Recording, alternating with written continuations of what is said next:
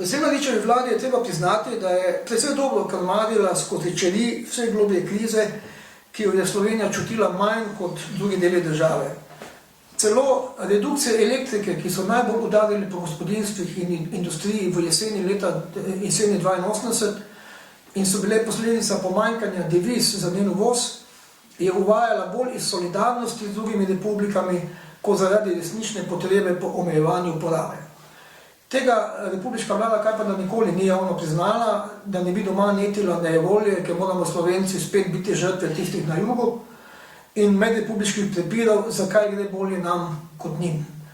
Na vse zadnje je začelo leta 1981, to se pa je leto prej, poskusno obratovati nuklearka v Krškem, ki res da še ni delala s polno močjo, vendar je njena proizvodnja že zagotavljala precejšno varnost slovenskega energetskega sistema.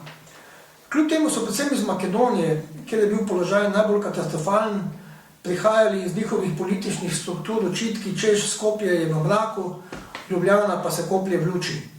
In ko jih je Zemljarič ukazal za kakšno uro ali dve na dan ugasniti tudi po Sloveniji, so se strasti pomirile in smo se narodi Jugoslavije spet imeli radi po načelu vsi v temi, vsi enakopravni.